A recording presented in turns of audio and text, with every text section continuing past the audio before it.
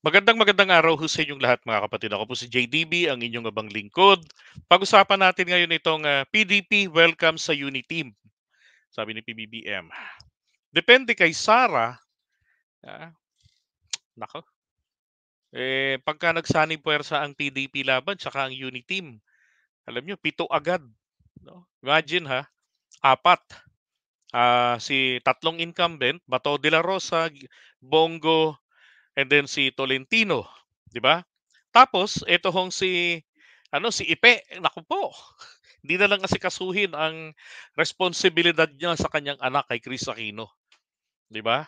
Nangangailangan ng kalinga ng isang ama 'yun. Oh. Ngayon, magsisenador ka pa. Anong alam mo? Subukan mo muna sa barangay nyo. O kaya doon sa San Juan, doon sa mga taong kalye na 'yon, 'di ba? Sabi nung isa kanina, mga basurang tao, no, na nambabasa ng tubig doon sa San Juan. Doon mag-barangay captain ka, 'di ba? Doon mo muna subukan. O kaya magkonsehal ka. Hmm. Para malaman mo kung ano trabaho. Anak ng putya, wala na kasi kayong trabaho na sa showbiz eh. Kaya gagamitin ninyo, buwis naman ng taong bayan para pampalamon sa inyo. Kaya kay kakandidato ng mga artista, 'di ba? Na hindi naman ini-improve ang sarili nila para bumagay sila sa trabaho bilang mambabatas. Ang nangyayari, puro porma, 'di ba? So, ito naman mga Pilipinong tatanga-tanga sa pagboto. Naku, bandang huli nagsisisi kaya tama na ho yung Robin Padilla. Gawin na po nating huling artista yan. Buti sana kung mga naging katulad ni Dan Fernandez, naging katulad ni Richard Gomez. 'Di ba? May mga laman ng ulo para sa trabaho bilang mambabatas. Pero kung mambubutas lang ang laman ng utak, feeling scripted ang lahat ng bagay at mag-assume ng trabaho ng DSWD, naku, parang awa nyo na. Sipin nyo ha, Ipe, Tolentino, Bongo, si Malasakit Boy, Malasakit Center, and then si Bato de la Rosa na bale-balentong na ngayon, 'di ba? At halatang takot na takot kapag ka hindi manalo, yari na at baka madiretso na ng matangay na ng ICC. Tapos eto, tignan nyo ha, itong Three Stooges. Naku po, etong mag-aamang mga Duterte. Hmm. Ayan, si Digong, ah, si Baste, at si Pulong. Kaya nga sabi ko ano yan, susuportahan nyo ba? Mga loyalista, susuportahan nyo ba kapag ka natuloy yan? Nagsanib, puwersa? Dahil ako ngayon pa lang sinasabi ko na enough is enough, Mr. President. Para nyo kaming sinusubuan ng tae pag ginawa ninyo yan. Unang-una, 7 agad. Tapos 12 ang kailangan na maging senador. So 5 na lang ang manggagaling po sa original na Uniteam. 'Di ba? So kumbaga manggagaling rito sa partido ng masang Pilipino, kina ERAP na partido, tapos manggagaling rito sa Partido Federal at sa Lakas. Anak ng baka, ano na mangyayari dito sa atin? 'Di ba? Trio Los Demonios daw. Sabi ni Don Stevie. Hmm.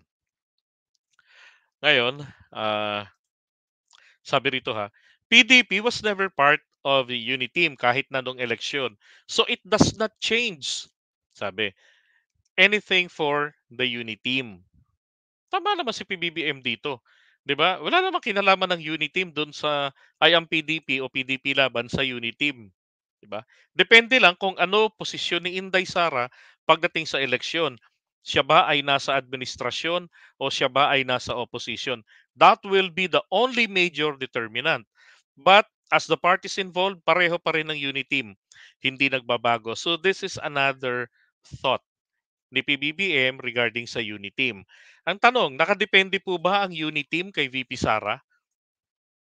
'Di ba? Ang totoo, dalawa lang naman sila doon. May mga iba pang senador na kasama ng Uniteam kasi political parties po Ah, Partido Federal ng Pilipinas, tapos yung Partido ng Masang Pilipino, tapos Partido ng Lakas. Yan po yung mga nagsama-sama diyan. Oh, at saka wala ng uniteam. Diyos ko po, tapos na. Coalition yan, good for until election day. 'Di ba? Hanggang dun lang yan. So, puntahan po naman natin ngayon yung artikulo mismo. Okay, saglit.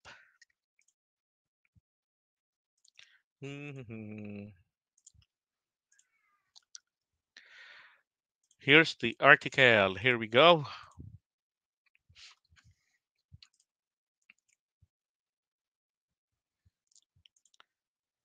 Eto.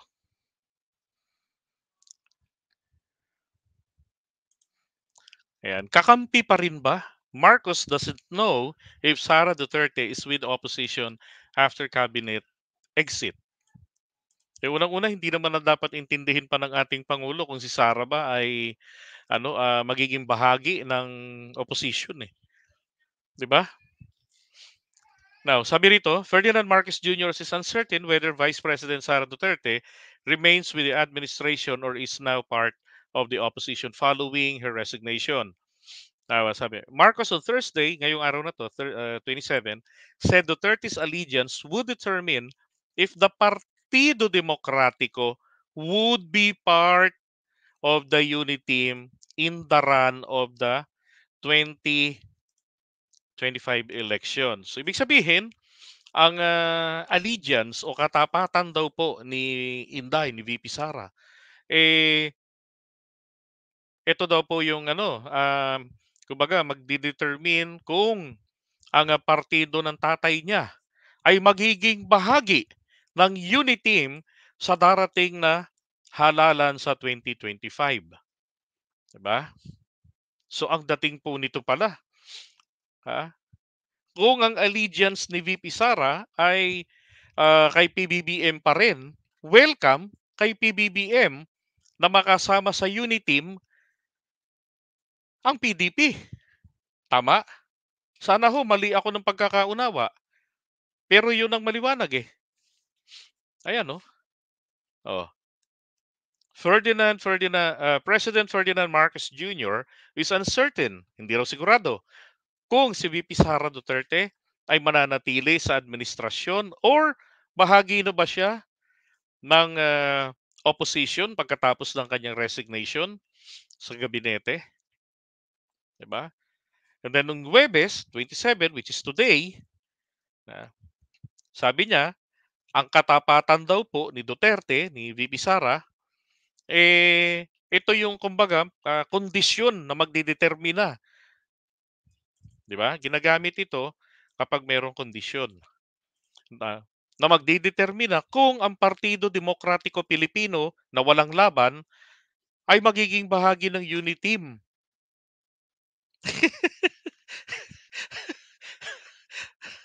Di ba?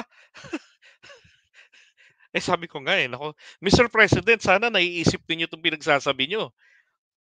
Kasi syempre, 'di ba? Sasabihin ng iba diyan, kami titirahin kami ng mga taga-kabilang panig, taga-kabilang kampo na, "Oh, akala ko ba Marcos kayo, bakit kinokontra niyo? Bakit hindi niyo ikampanya si Duterte, yung Three Stooges? Ba't hindi niyo ikampanya si Bato de la Rosa, si Ipe, 'di ba? Si Bongo, at saka itong si Tolentino, 'di ba? Isipin niyo Mr. President, 7 kaagad, the Three Stooges, tapos tatlong PDP incumbent na senators, tapos isang artista. Ano mangyayari sa kinabukasan ng bayan natin? 'Di ba? Anong mangyayari sa sinasabi po ninyong unity team na nananatili pa rin, na unchanged?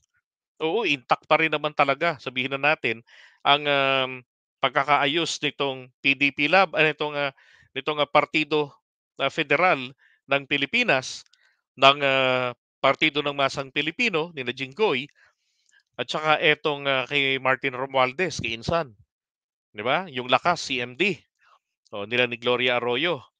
Ampon lang naman nila si Inday noong 2022 election at kumalas na. 'Di ba? Matagal lang kumalas. Para nyo naman po kaming sinusubuan ng tae niyan Mr. President. Kaya sabi ko kahit po ikampanya pa ng Presidente Marcos yan Hindi ko 'yan ikakampanya. Sabi ko nga, aaraw-arawin ko pang atakihin 'yang PDP laban, yang, Uniteam with PDP or Uniteam with Digong, 'di ba? Sabi ni Rowena, "Hindi mangyayari 'yan, Sir JDB." Paano 'pag nangyari? Boboto niyo, 'di ba? Alam niyo kung gusto po nating hindi ito mag-materialize, eto tanong ko lang, gusto niyo bang hindi matuloy 'yan? Kasi sa ating pangulo, obviously welcome sa kanya, 'di ba? Idadahilan lang naman nila, isinusulong nga natin ang pagkakaisa, eh. Eh, bakit? Eto po bang mga Duterte may pusong pagkakaisa? Pakisagot, 'di ba? Maliwanag wala, eh. Oh, 'di ba? Ayan, oh. Sa'kin lang,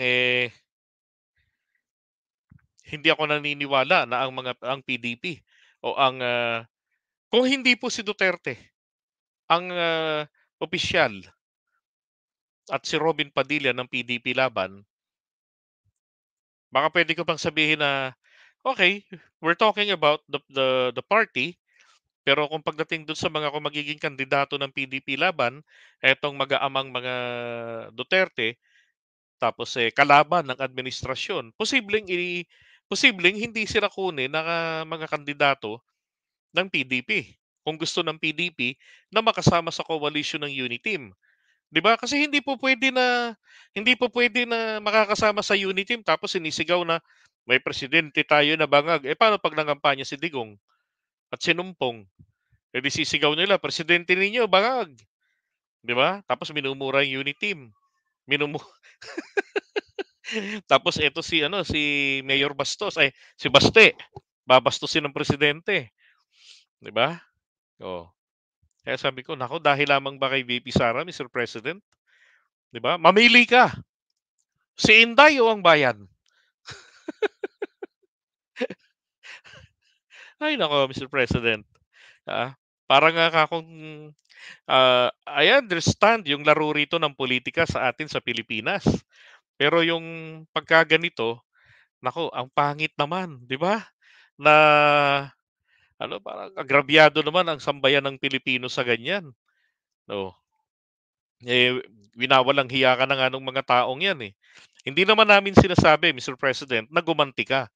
Ang sinasabi lang naman namin ay, 'wag namang parang, sukong-suko ka sa mga Duterte.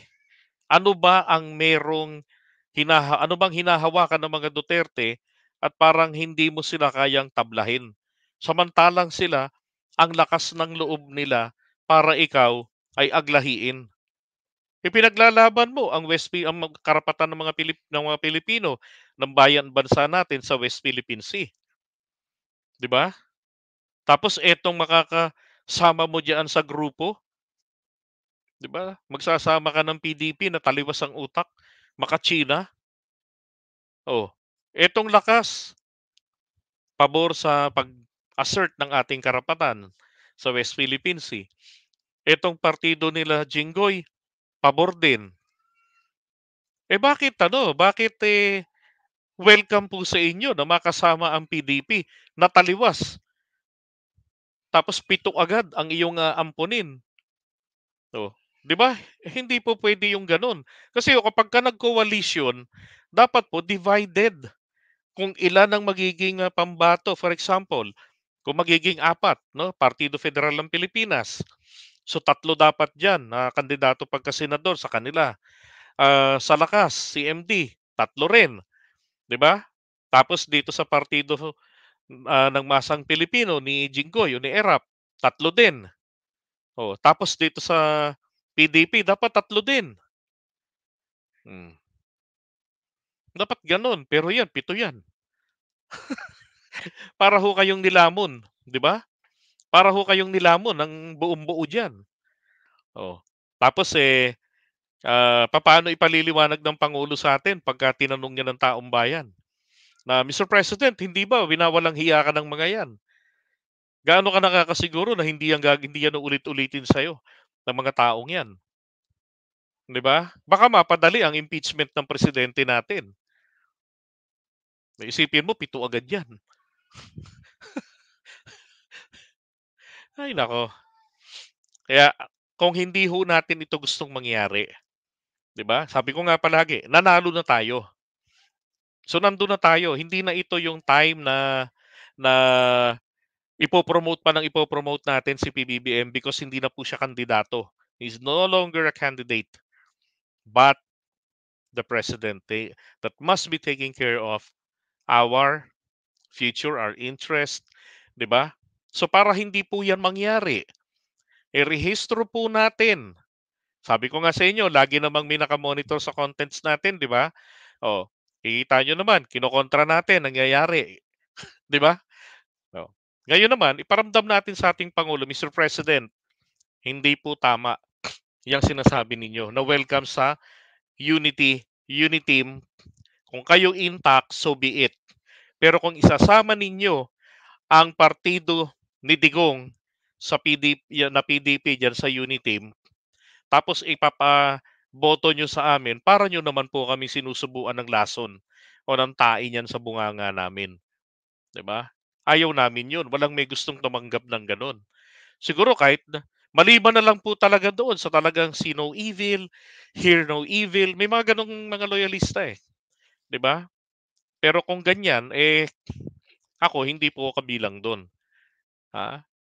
I-oppose ko, sa tingin ko, ay hindi na po akma sa interes ng ating bayan. Kasi hoda kung ano pang apelido ng presidente ng Pilipinas. Mas loyal ako sa interes ng bayan natin. Ang katuwiran ko nga palagi, ang mga political leaders natin, they come and go. Pero tayo, nananatili tayong mahirap. Nananatili tayong vulnerable sa pagkakamali ng kanilang desisyon. Pwede tayong maapektuhan. Pwede tayong pwedeng lalo tayong maghirap, lalo tayong magka-leche-leche. Oh.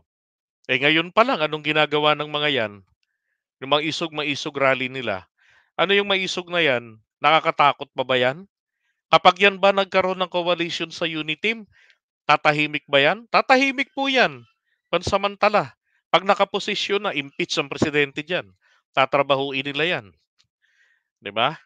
At do'n na nga mangyayari yung sinasabi ko sa inyo, ah, magpapademanda yang mga 'yan dito sa Pilipinas at oras na ang ICC, in-apply na yung principle of complementarity, aaminin lang nila yung mga kasalanan nila, lahat ng kaso aaminin nilang guilty-guilty, tapos pagsisara na yung presidente, dahil naagaw nila yung kapangyarihan kay PBBM, bibigyan lang yan ng pardon.